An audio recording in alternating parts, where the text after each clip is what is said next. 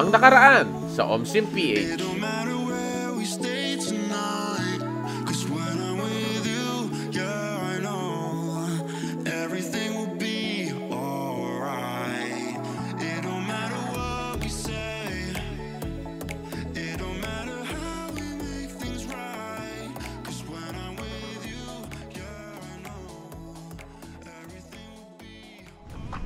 Okay guys, so papunta na tayo ng Patapat Bridge.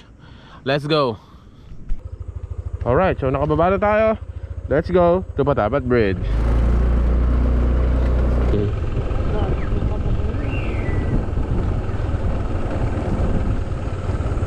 Ibon o lovebirds.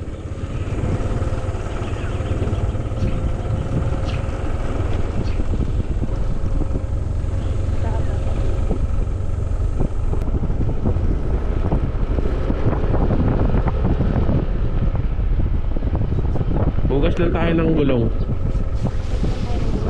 Hugas. Dito tayo. Paglampas ng tulay kanan. Ang ganda.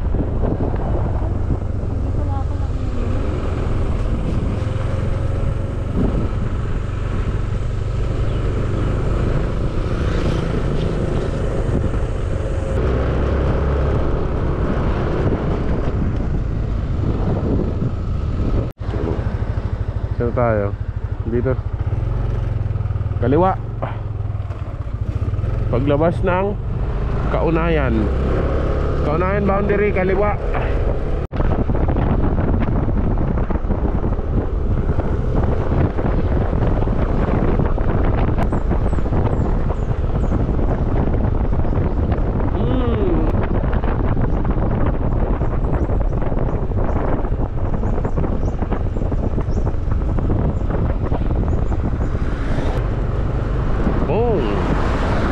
Ganyan yung view mo habang nagdadrive ka. Ang ganda.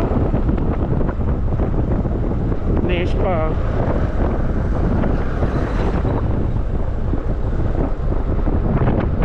Blue Lagoon.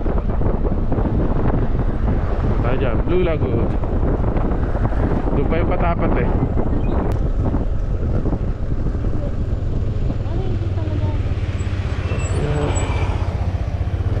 Dito tayo. Pwede yan, titingin lang naman. May entrance yan.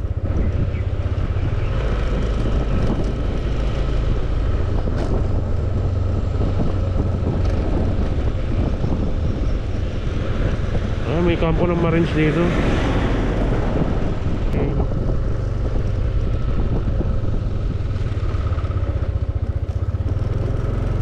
Selecta.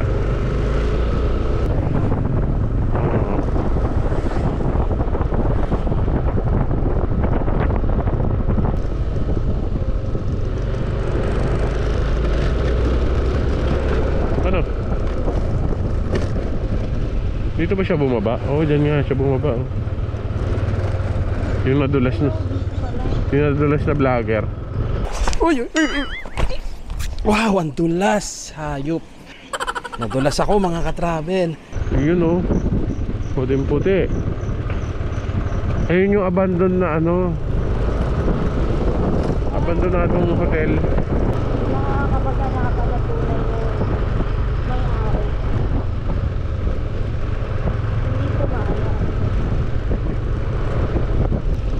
Blue Lagoon. Dito. Okay, so time check 7:35 in the morning. Dito kami ngayon sa Blue Lagoon. Kaya nisama ko si Pag-ibig. Picture lang daw kami bago pumunta ng Patapat.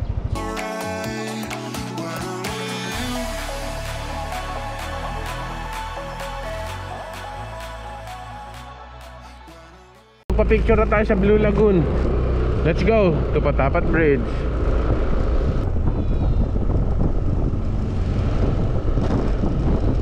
Ito na yan? Ewan ko. Patapat bayan lang.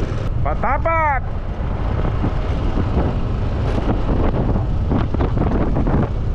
Ito na yan. Patapat Viaduct.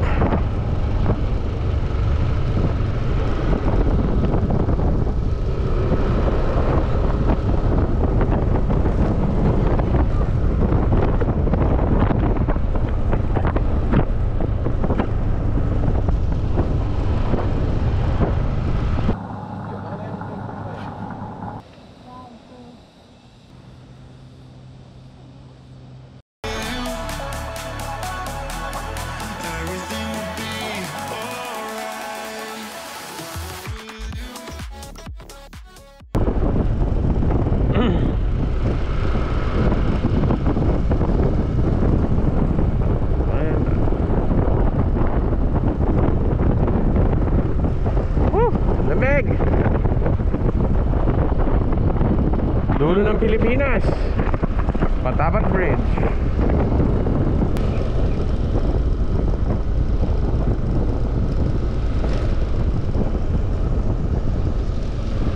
Ay, mga souvenir.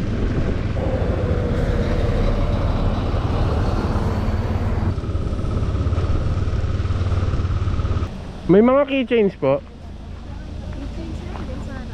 Magkano po? Sa windmill. Patapat Bridge. Okay, uwi na kami. Teka, ito lang tayo saglit. Huwag na navigate lang tayo kasi wala na namang signal dun sa dulo. Bye bye Patapat!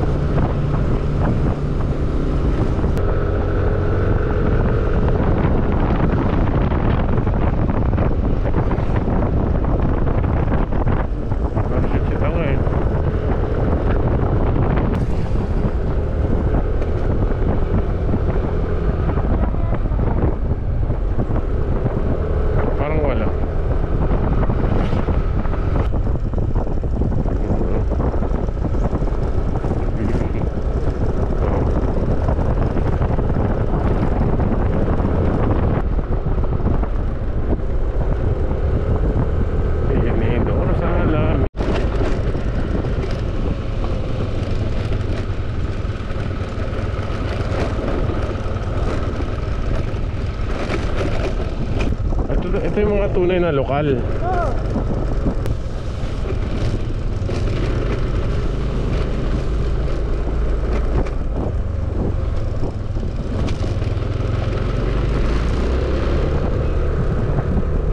Okay guys, so kakauwi lang namin galing Patapat Bridge. So after namin magpatapat Bridge, kumain na kami saglit ng almusal dito sa homestay. And then natulog lang kami, siguro power nap lang, mga 45 minutes. So yun, papunta na kami ngayon ng Bangi Windmill Farm. So sa Bangi Windmills, doon kami siguro magpipicture-picture lang kami saglit. O, time check 10:43 AM. So punta na kami doon. Kaya na si Pag-ibig Pando. Alright, prepare lang kami, then Gucci gang na. Kita tayo doon.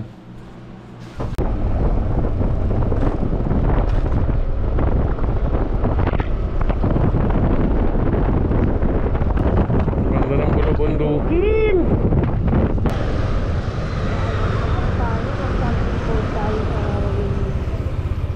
Okay.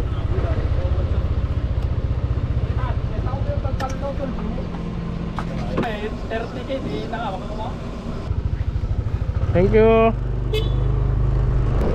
Okay, pakbaka na ulit. Grabe oh, daming lawak ng paler dito. Paano man sabi na kinukulang tayo sa bigas? Baka tinatago lang.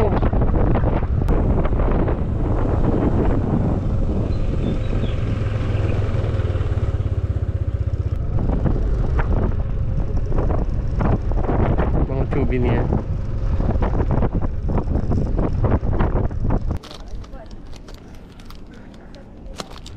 Me. Ito lang style. Walang Yun! So nandito na tayo ngayon sa Bangi Windmills. Bangi Windmills, nandito na tayo guys oh. Napakalaki na tong electric pan dito. Woo!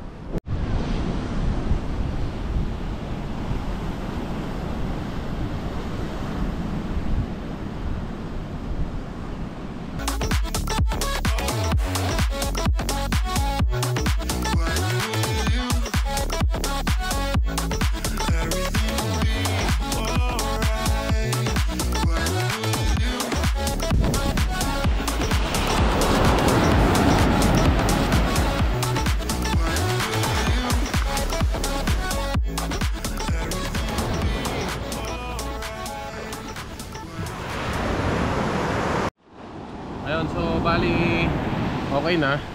Aligo na kami. Okay dito sa Pagudpud. 9/10. Maganda yung alon. Sariwa yung hangin. Tsaka malamig yung dagat. Yun lang. Okay, so kakatapos lang namin maligo. Ayan, umuulan na ulit sa labas. So magpe-prepare lang ako ng pagkain namin ni Pag-ibig Band. Prepare na pagkain, tapos yun, siya naglalaba dun sa taas. Nilalaba niya yung mga kailangan naming ipadala. Kasi yung mangyayari, para makabili kami ng mga pasalubong and souvenirs, kailangan namin ialay yung mga ibang damit namin na hindi naman namin gagamitin for the next 2 weeks. Ipapadala namin siya sa Manila, i-address ko na lang siya sa ate ko. Tapos, Gucci gang na. May space na kami sa top box para makapagbili ng souvenirs and pasalubong. Yun lang. Tara, samahan niyo ako mag-prepare. Okay, so hindi ko na na-video. Nakapagsaing na ako. Paluto na rin ako ng gulay. May saging na rin provided with Pag-ibig. At century tuna. May tira pa kaming manok. Hinalo ko dito yung iba. Nasaan doon yung iba? So, kain na!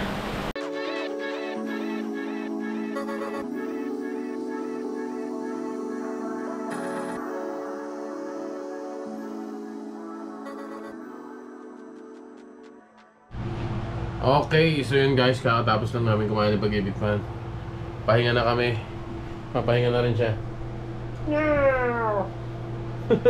Magic pa eh, no? Tara, tulog na. Pahinga lang ako konti, tapos tulog na kami. Kinabukasan, birthday na niya. So maghapon lang kami sa dagat, wala kami bang gagawin, dun lang.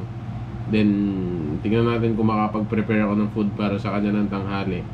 Then, ipapadala namin yung mga kailangan ipadala sa JRS. Yun lang. Yun.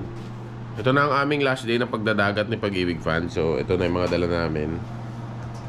So, ayun yung mga dala namin. Yan. Yan. Kakagising ko lang. Kakagising ko lang. Yeah. Yun. Labas na kami. Tapos, rekta na kami dun sa dagat. Ligo-ligo. Mamaya, may iwan siya dun. Ako na lang pupunta dito para mag-prepare ng breakfast. Then, dadala natin siya ng breakfast doon.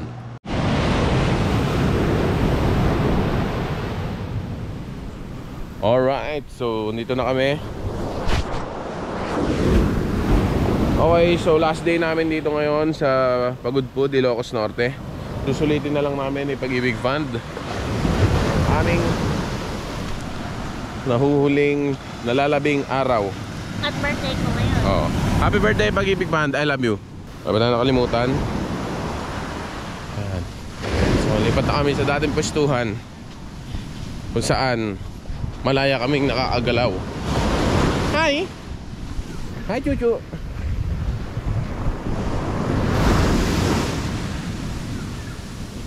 It don't matter where we go. It don't matter if we lose it all. Cause when I'm with you, yeah, I know everything will be alright. It don't matter if we fall. Alright, so dito na kami ni Pag-ibig Band. Tamang prepare na siya ng mga charger. Okay, uwian na. Uwian time na. Balik na sa realidad. Let's go. Okay, so point of origin. Teka na. Point of origin, reset natin to 0. Ayan, time check 4:27 in the morning. Paalis na tayo from Ilocos Norte papuntang Quezon City. Tara.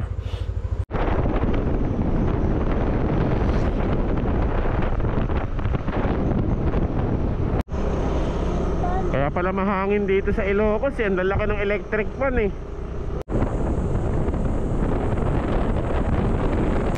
Into the darkest place we know. Cause when I'm with you, yeah, I know everything will be.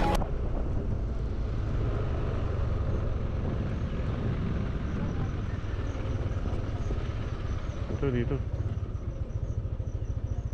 Chucho, paparada kami Chucho ah.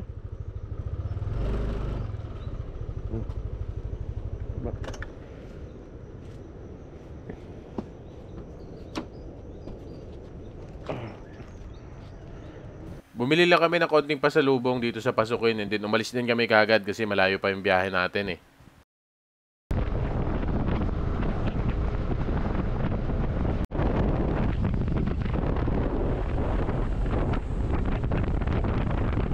Sa part na to, medyo nangangamba ako kasi malayo pa yung gasolinahan na Shell na susunod. Pero luckily, umabot naman kami doon and nakapagpagas pa. Share ka? Ma'am, bukas po yung CR niyo, ma'am.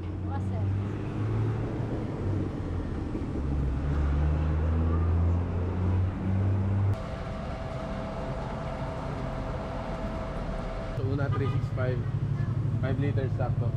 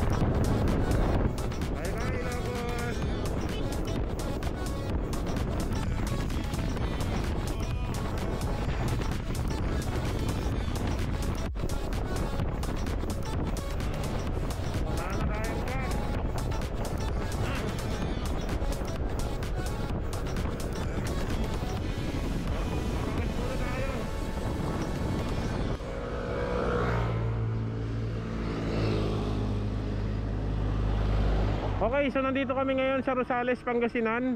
Papasok na kami ng Nueva Ecija. Okay, time check 4:03 in the afternoon. Umalis kami ng Ilocos Norte 4:30 AM mula doon sa aming homestay. So 4 o'clock, papasok na kami ng Nueva Ecija. Nagpahinga lang kami ng mga 10 minutes and then biyahe ulit. Let's go! Nueva Ecija na! Pagod na kami! At nangyari na nga ang hindi inaasahan. Nasiraan kami ng Pag-ibig Fund dito sa may Bacayao sa Gimba, Nueva Ecija. Nahirapan kaming i-travel yung motor kasi malayo pa kami dyan sa vulcanizing shop nung nasiraan kami. Parang almost 2 kilometers pa. So nirunning flat na lang namin.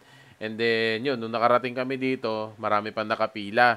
Eh wala naman daw siyang kasama nung araw na yan. So hindi niya kagad na-accommodate yung mga customers niya. So maraming umalis. Pero kami, nagstay kami kasi sila lang yung nag-hotpatch. So wala akong magawa. So naghintay ako, patiently waiting. Eh maganda naman yung pagkakagawa niya, quality naman.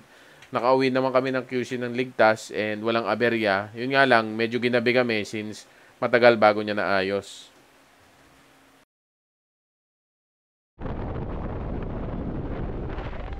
Perfect.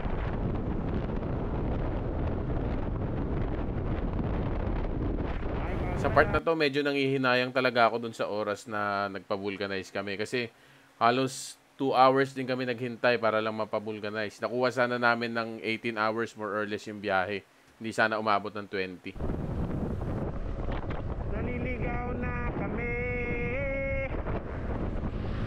Yon, so sa part ng video na to, talagang pagod na kami. Sumagad na yung pagod ni Pag-ibig, makikita nyo sa itsura niya. Tsaka ako naman, nagsama na yung antok, puyat, pagod, tsaka gutom, uhaw, etc. Nagsama-sama na. So, ang pangit na nung pakiramdam ko nung time na yan. So, hindi na kami nakapag-video hanggang ito. Nakuha namin sa may Plaridel Bypass. Nakuha ko pa siya. Pero the rest, hindi ko na nakuhaan kasi pagod na talaga. Ibang-iba na talaga. Ang tanong ngayon is kung uulitin ko pa ba tong trip na to? Well, probably it's a yes. Oo, alam ko. Marami kaming tinahak na talagang nakakainis. Ulan, yung pagod, yung haba ng biyahe. Pero nung nakarating kami, it's all worth it. Aminado naman kami pareho na napagod kami sa biyahe since ganun nga, may ulan, may traffic, etc. And then, yun. Pero nung nakarating kami, parehas naman kami nagsabi na sulit yung layo ng biyahe. Dito pa lang sa Vigan yan, ha. Oh, sinanglaw. Tapos after nyan, empanada pa. Kumain kami ng empanada, which is napakasarap. Ang layo ng lasa niya kumpara dun sa ibang paninda ng empanada kung saan man lupalop, especially sa Quezon City. Diba? So, saan ka pa? After ng Ilocos Sur, umakyat kami ng Ilocos Norte, so nadaanan namin itong Paway Church. Hindi mo talaga pwedeng sabihin na hindi mo to hihintuan kasi napakaganda ng simbahan. Promise. Pag napunta ka dito, talagang 15 seconds, pinakamababa mo siyang tititigan ng 15 seconds. Grabe, napakaganda talaga. Ayan na. So, nagpa-picture kami ng Pag-ibig fan dyan sa harap. And talagang nag-enjoy din kami. And nakapagpahinga din kami. Pinagabihan naman, ito naman, pansit batil patong at saka sisig from Pagudpud. Grabe, ang sarap ng pagkain dito sa Barangay Saud. Mura na, tapos ang sobrang sarap pa. Ayan, sino naman makakatanggi dyan, di ba? Tapos ito na, kinabukasan, umaga, punta na kami sa dagat. Ito yung montage niya Pag-ibig fan. Ayan, so napakaganda ng dagat. Buhangin, pino, akala mo pulburon. Sarap kainin, charot. Pero napakaganda. Sobra. It's all worth it, guys. Nakamotor ka man, nakakotse ka, pagdating mo dito, sobrang worth it. Mula sa places hanggang sa vicinity, hanggang sa mga tao na napakababait, very accommodating na mga lokal. Tahimik dito, payapa, mababait mga tao. O, di ba? Kung gusto mo mag-relax dito ka pumunta. O, isa pa to. Ito naman yung dinaanan namin papuntang Batanes of the North. O, napakaganda niyang daanan na yan. Tapos nung nakarating kami dun sa mismong Batanes of the North, ayan, napakaganda nung area. Sobrang payapa nung dagat. Walang masyadong hangin nung pumunta kami dyan. Sobrang saya nung experience namin dyan kasi nakuha namin yung footage na gusto namin. So, yun. Tahimik, payapa, hindi ganun mahangin nung pumunta kami. So, nakakuha kami ng magandang footage at ito yun, guys. Handog namin sa inyo. And naway nagustuhan nyo yung ating vlog for Ilocos Norte. Na-late man ako ng upload, sana nagustuhan nyo pa rin and na-cover up nyo pa rin yung kwento ng ating Ilocos Escapade.